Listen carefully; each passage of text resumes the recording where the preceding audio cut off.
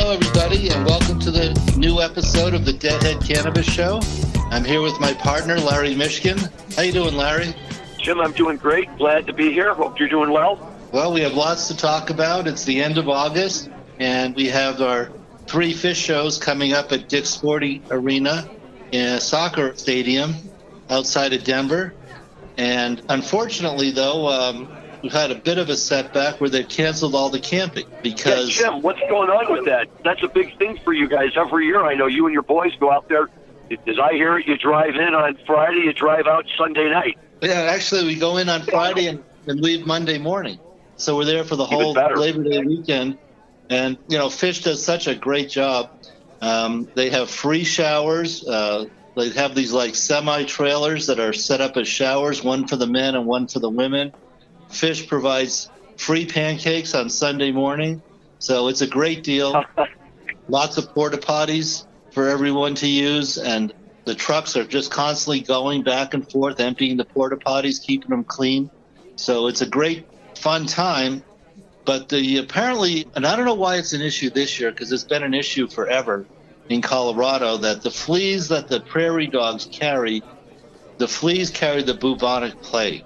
So there's been a controversy for as long as I've lived in Colorado, which goes back to 1982, that whether or not to exterminate the prairie dogs or relocate them or leave them alone. And very controversial, you know, because they are cute, but they do carry the plague on the fleas on their back. So, again, this has been ongoing for decades here in Colorado, so I don't really understand why this year they made it an issue, and enough of an issue to cancel the camping part of this. And it does put a lot of people out of work. There's food vending, there's a general store, you know, like I said, the guys who clean the porta potties, the people who park your cars, the security in the campground. And for me personally, I got to figure out how to get my $125 back from my RV pass. So at least we're having the shows, and we'll be at all 3 shows. And I guess we'll just have a designated driver drive us down from my house, which is about an hour from the sporting arena. This might be a good time. I don't know if I've talked about it in the past, but the whole reason that we have Dick's Soccer Complex dates back to 1995 when we voted for our new airport. Anybody who's been to Denver knows we have a beautiful brand new airport. It's 20 years old now. It has the white Teflon roof that's made to look like the Rocky Mountains. So when that got voted in 1995, we moved the airport 17 miles east of Denver. The city and county of Denver were one of the only metropolitan areas in the United States that had a large swath of land, now empty land, within their city limits. And so we had enough room to build a soccer arena. There's also the Stapleton neighborhood, which is condos and houses and supermarkets and residential, that was all built where the old airport was. And then the soccer arena holds about 30,000 people, so it's a great size for Phish, because Phish is too big for Red Rocks, where Red Rocks only holds 9,500 people. So it's a perfect size for Phish, but it still feels very intimate. Phish does not do big screen, the video. It's just basically a basic concert, but it's intimate enough that you can see the stage without big screen video. And then surrounding the soccer arena are dozens and dozens of football fields and soccer fields. So on any given weekend, you'll have thousands of school-age kids playing soccer around the Dick's Stadium. And that's where they let people pitch their tents for the camping at the Phish concerts. So I like to joke to the young people when I'm at the shows with them that, you know, what they're standing on used to be a runway at the old airport. So that's the story of Dick's. And maybe next time after the shows, and I do still want to do a show, a Deadhead Cannabis show, the weekend of the Phish shows. So maybe when we do that, I'll have more information on what exactly caused them to cancel the camping this year. Well, Jim, I have to tell you, it was really interesting because just, when was it? I guess, you know, the last weekend or something, maybe the beginning of this week. One day on the news, I happened to see something about prairie dogs in Colorado, you know, with bubonic plague, but they didn't make it sound like, you know, it was a a big deal or that anybody should be alarmed. Just stay away from the prairie dog. And then within a day, I started seeing all of these posts and hearing about the camping being canceled out there. And, that's a tough blow for fish fans, coming on the heels of the big fiasco they had with Curveball a couple of years ago, which was supposed to take place up in Watkins Glen, I believe. And literally, as the fans were showing up the day of the show, they were being told that the entire weekend was being canceled because the heavy rains had flooded the water supply and they couldn't provide clean water. So everyone who had congregated on Watkins Glen for the Big Fish annual event, which was called Curveball that year, had to go home. And now at least they're not canceling the shows, which is the good news. But again, it's unfortunate that folks can't stay. But I guess they just decided they'd rather be safe than sorry, huh? Yes. Yeah, we don't have to worry about that. Yeah, Curveball, that was last year, and it was right before the Dick's shows here in Colorado. So I actually have a Curveball poster hanging up in my barn.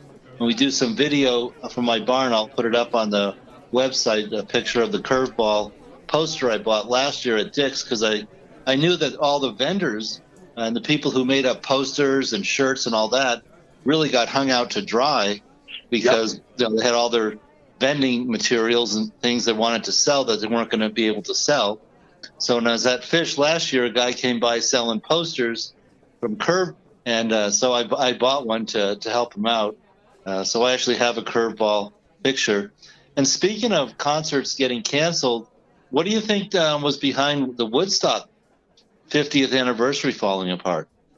Wow, that's a great question. And the short answer is, I don't know that we'll ever really know. I think that what happened was, as near as I can tell, there was just enough uncertainty that some of the big name performers, Jay-Z and others, decided that they were not going to commit to those dates because it was too uncertain as to whether it was going to happen. And it kind of created a domino effect. They had trouble getting their permits from the town from Bethel up there, wherever they wanted to do the show. And then they tried to move it to Meriwether Post and make it a free event, and it all kind of fell apart. And, you have two thoughts on that, Jim, right? The first thought is, boy, back then, it was a miracle that it came together. But today, this is the same guy. He knew what he was getting into, right? You would have thought that there would have been like a year and a half. They know when the 50th anniversary is going to be, but they didn't pull the trigger. And then again, I think, we've said this before, but it really just demonstrates what a miracle the first one was and how, amazing it was that they pulled it off. And I got to tell you, props to what's it called, the station on Sirius XM, the Deep Tracks. All of last week, they dedicated 100% of their programming to playing Woodstock. But they've come up with all of the tapes of all of the performances that Rhino was putting out in a 38-disc box set for like $1,000 or something. So it jumped out of my price range. But it has the complete Woodstock from beginning to end, every tune by every performer, and they played it on Deep Tracks last week. And, it was great to hear all the stuff that we already had heard and hear it again. It was great to hear the tunes by, bands like, The Who and Jimi Hendrix and the band and the Dead and others, to hear songs that they performed there other than the ones we've already heard. But then they got down to the people that, some of us may not have even remembered were there, like Melody and Quill and Mountain and the Keith Hartley Band and Sha-Na-Na. And they're playing all of this stuff. And I'll tell you, it was just tremendous to hear it all and just drives the point home. What an amazing 3 days those were. The rain wasn't enough to get in the way. There was too much going on with them. And, a lot of these performers, it's funny to say, we didn't like our performance. The Dead have always downplayed their performance at Woodstock. But you know what? It is what it is, and it's part of the history and the fabric of it. And I haven't heard of a single person who was at Woodstock and said they wish they weren't there. Yeah. Well, very good. Well, we should probably talk a little bit about cannabis as we transition in there.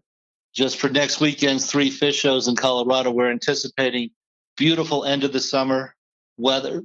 Might be occasional thunderstorm, but nothing like upper state New York yet. So we should have good weather, low 90s during the day, 70s in the evenings. So we're really looking forward to our end of the summer fish shows next year. You know, they say about the Western United States that September is hotter than June. And I think that's true in the Denver area. So what do we have to talk about for cannabis? Well, Jim, we'll be looking for your reviews of those shows. Unfortunately, I cannot go. My son, who's a huge fish fan, and actually he and his group got turned away at Curveball. One of the members of their posse is getting married over Labor Day weekend here in Chicago, and my wife and I were privileged enough to be invited as well. So we'll be attending that affair, and unfortunately we'll be missing Dick's, but so will my son and all of his friends. So we'll all be very anxious to hear what you have to say. Cannabis, well, the Missouri applications are in, I know, because it got crazy down there, so crazy that on Friday they sent out an announcement that they were extending the filing deadline to Monday afternoon because they just got too much action on the state computer system all at once. But everything is in. The folks that I represented got their applications in, and now everyone's playing the big wait and see game. But it's not just wait and see, right, Jim? I mean, you don't have your license yet. You don't know that you've won. But from your experience working with groups, what should people who are applicants be looking to do during this period where the state is scoring the applications? Right. Yeah, our CPA firm, Bridge West, also helped with several Missouri applications. And you didn't have to post a bond, and you didn't have to show that you actually have the cash on hand at the time you submitted your application. So in this window, and it's either, Larry, is it 120 days or 150 days that the state has to notify the people that have been selected to get licenses? You know, that's a good question, Jim. I believe it's 150 days, but I also know that they've been contemplating possible amendments to that depending on the number of applications that actually come in. Yeah. So that'll put us at late October, early November. Now is the time for the Missouri applicants to raise their capital, get what they need. Missouri's an interesting place because it's definitely a lot less expensive to do business there than, say, New York or Massachusetts or California. Sure. So our applicants bought raw land. We're looking at probably spending $6 million for a cultivation facility that would cost $10 million in Massachusetts. But now is the time to get your capital in alignment so it's ready to be deployed as soon as you know.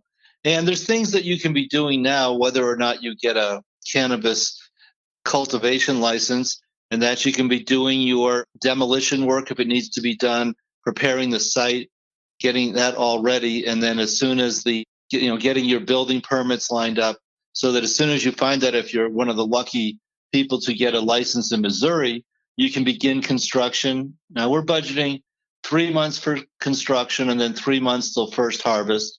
So if the licenses come out at the end of October, we're looking at the first Missouri medical marijuana being sold probably in around June of 2020. Yep, that makes sense from a timing perspective. I agree. Now, Jim, it's interesting what you're saying, and I agree with everything you're saying. However, I have a couple of clients, who are doing it a little bit differently in that one group is looking to lease a facility and the other group is looking to purchase a facility, but both of them are working with contingencies that allow them, that only force them to go forward with their deals if, in fact, they get their licenses, right? If they don't get their licenses, yes, they can exercise a contingency and step out. They have to pay for the contingency, of course. But now, on the other hand, though, based on what you're saying, that prevents them from actually being able to start doing work until they find out if they get their license. So they've got to move really quickly at that point. Right. And just a particular bias that my groups have that I consult with is we prefer new construction. We went out to Missouri and we looked at some places that had businesses in there at earlier times, same in Massachusetts. And you have to remember that medical marijuana, while it is an agricultural product on one hand, it's also a pharmaceutical product. And the testing standards are going to be very strict in most of the states. So we have a bias towards new construction, demo the old building and build a brand new building from scratch, specifically designed to cultivate cannabis. Using a building that maybe it was used to make concrete or something like that.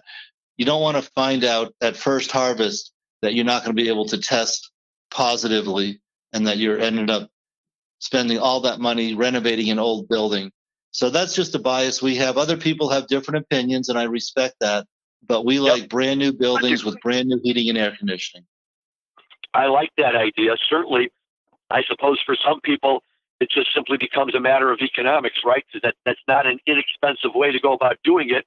On the other hand, I certainly like what you're saying in the sense that if you're going to take the time, to grow and harvest it, and that's very appropriate to call it a pharmaceutical product, it does make sense to be able to create your own environment from the ground up and not have to worry about what might be buried underneath or what might be emanating through the concrete or the wood floors or whatever you have that was left behind by who knows how many previous business owners. Right. The heating and air conditioning ducts. I tell people, you might want to take a swab and get that tested. Right. I like that idea too. And actually, see, for me, a lot of what you're saying makes sense and really makes sense for any of these people, right? Whether you've taken control of the building or you have a contingency, you need to be inside, you need to know your premises, you need to be familiar with it so that on the day when you get your license awarded, that's not the day you first start thinking about it. That's the day you jump into action and be moving forward. I agree that you need to take advantage of that time to have your money lined up and ready to go. It does have to be right. If you don't have the money in the bank accessible on the day you get your license, you're losing time. And every day that you lose after you get your license has a value to it in terms of other people getting started before you and just generally having to, when the state's going around checking out everybody, if you're not ready until after other people, you're going to have to wait your turn. Sure. Well, that's what's going on in Missouri. So, we successfully submitted several applications with the help of some very excellent attorneys in Missouri. Look forward to finding out if our efforts were successful. Illinois moving forward with full adult use January 1st. Larry, you're up there in Chicago. You got your ear to the ground. What's going on in Chicagoland? Well, I'll be happy to tell you. Just really quickly vis-a-vis Missouri, though, while I was busy representing my groups, we also have Peter Andrioni, one of my partners in the Hoban Law Group based in Kansas City, who I believe was representing another 5 groups as well. Very, very excited about that, the opportunity to work with the people in Missouri. And now, Jim, you're absolutely right. We're starting to shift our focus to Illinois. The Hoban attorneys that I'm reaching out to provide assistance because this is going to be a busy period of time. There are lots of folks who want to get in on this action.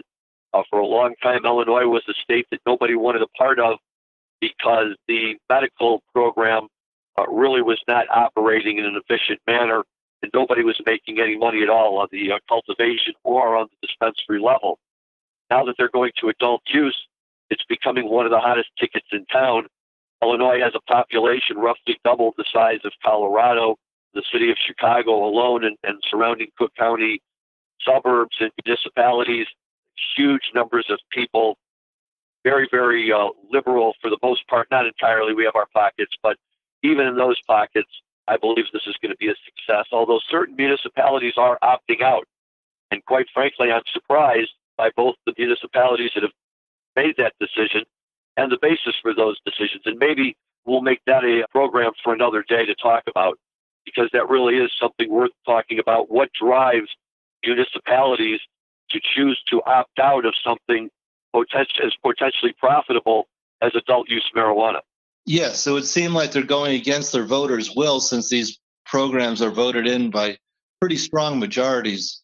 On the other hand, we're not going to push ourselves on communities that don't want medical marijuana or adult use cannabis. Now, Larry, aren't they allowing the cultivators to ramp up prior to January 1st so there'll be enough product when they get full adult use? Well, here's the thing, and this is the important part to remember about Illinois. There are not going to be any more large-scale cultivation licenses awarded into the near future. The 40 cultivation licenses that will be made available by May of next year are going to be what they call craft licenses. You'll start off with 5,000 square feet, and pursuant to a formula yet to be determined, 3 different times you can apply for increases of up to 3,000 square feet in a shot.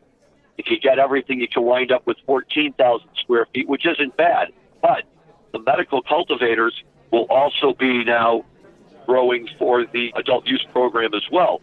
And as they've successfully argued to the state, they have more than enough extra canopy space that they have. A lot of these guys are sitting on 75,000 square feet or more, but they've only been growing on 10 or 15,000 square feet at the most. And now they see an opportunity to use the rest of all of their space. So between now and then, many of them have already started to go ahead and ramp up and do that. The other thing that the current medical people get to do, and that they're in the process of doing right now, is apply for a dual license that will allow them to operate their medical dispensary as a dual medical adult use dispensary, and then they get a second license for one additional adult use dispensary for every medical dispensary they have. So we've got 55 medical dispensaries. If everybody maxes out on January 1, we'll have 110. We'll still only have the same 21 grow centers, but presumably they're going to ramp up, and they're in the process of doing so right now to make sure that they can address that demand. Whether it'll be sufficient, I guess we'll have to wait until then to find out. Yeah, I'm anticipating very strong demand because of your population. I believe Illinois is around 10 million people. Yeah, just slightly under, but yes, you're right. And again, as liberal community that likes its live music events and those types of things and clubs and whatever. And cannabis is a very natural part of the scene, albeit still underground, but hopefully not for long. Very good. And then as we come to the end of our time slot here, we'll briefly touch on another state that came on board just this month of August 2019. Louisiana opened their 9, they don't call them dispensaries in Louisiana, they call them pharmacies. And they have to be, the medicine has to be dispensed by a pharmacist. And the only product on the shelves right now is tinctures. The medical program in Louisiana does not allow for combustible flower. So next week, we have an associate in Louisiana, Peter Prevost, CPA, with Bridge West. He's very active politically in the state legislature and shepherding this program through to fruition. And so we'll see if we can't get him to come on and be a guest for us on the next show so that we can talk about what's happening in Louisiana. But one of the surprises in the first few weeks of medical marijuana in Louisiana is they already have 5,000 patients, which is more than anyone expected in the first couple of weeks. So lots of things happening around the country, and Larry and I are happy to share our knowledge. We travel quite a bit. We have clients all over the country in this area, and we're very glad to share it with everyone. One other thing I'd like to think about teeing up for next week as well, Jim, certainly in Illinois, and I would imagine in other states as well, there's a lot of wheeling and dealing going on, mergers, acquisitions. In Illinois, the big talk over the past couple of weeks was a big deal whereby Greenhouse, and I'll think of it in a minute, they just sold their dispensaries and their cultivation centers in Illinois and in other parts of the country for a reported $875 billion. And not all in cash, but people don't necessarily understand that. And, from a guy who, deals on the taxing end of it and probably has much more familiarity with something like that than I do, I'd be interested in hearing, and I'm not saying you were involved in this deal or you know anything about it, but just generally when these types of deals go down, how does somebody structure something like that so that they can say there's $875 billion? Well, the valuations have been all over the board. I believe what you're going to see in the next 3 to 6 months is extremely large write-downs of goodwill on publicly traded cannabis companies, most of them on the Canadian Stock Exchange. So you can have these high valuations at the time the deal is consummated. It doesn't mean that the valuations hold up over time if the company's reporting operating losses. And then usually the seller gets some cash, but there's not that many publicly traded cannabis companies that have $1 billion hanging around, so they get stock and some combination of stock of the publicly traded company and cash in exchange for their license, and that's called restricted stock. So if you're an owner, as a general rule, you cannot sell your stock for a year. So you might have a high valuation at the time of the transaction and get a whole bunch of restricted stock. A year later, when that restriction is lifted and you can sell your stock, it could be worth a whole lot less. So, valuation in this industry really depends on, I think one of the biggest factors is, do you have restricted licenses or limited licenses or unlimited licenses? So states like Colorado, Washington, and Illinois all have unlimited licenses. You can still get a license in Colorado to cultivate, even though we have over 1,000 active licenses and some overproduction. Our prices in Colorado have stabilized. They hit a low of about $800 a pound. We're back up over 1,000 now, $1,500 for top shelf. So that is the big factor. So yeah, if this deal was Illinois based, it's because Illinois, as you described earlier, Larry, Illinois has very strict restrictions on how many cultivation licenses that are going to be given out, which means that there will not be overproduction in Illinois anytime soon, and that can help keep those values up. Yeah, I think so. And look, I'm all for it, right? The more we can show the value in this industry, the better it is for everybody. As we sign off, I just have to jump back to music for 1 minute. I sent you an email the other day, Jim, and I don't know if you had a chance to look at it yet, but in the midst of all my craziness last week as we were really moving to get the Missouri applications completed, I got an email from a friend, and it had a clip attached to it, and the clip showed Trey Anastasio joining the Tedeschi Trucks Band on stage to play Mountain Jam.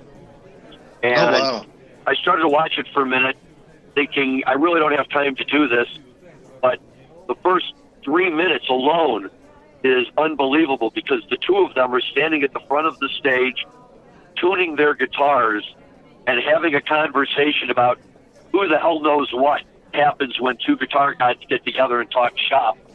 And with all due respect to Susan Tedeschi, who I love, she just kind of steps off into the shadows and is just let these two guys talk it out. And then they rip into what, in my opinion, may be the best, if not one of the best jam tunes of all time. And to just watch the two of them playing together almost effortlessly, as though they do it all the time together, is well worth it. And anybody, just go to YouTube and Google Derek Trucks, Trey Anastasio, and Mountain Jam, and it'll pop up right away. There's probably 100 different versions of it out there, and it's just fantastic. The next thing I knew, I had taken the full 30 minutes to watch it, but it was well worth it. I went back to work a little more energized and just amazed at what the two of those guys can do when they're together. Yep. Excellent. Well, we are certainly looking forward to seeing Trey Anastasio here in Colorado Labor Day weekend.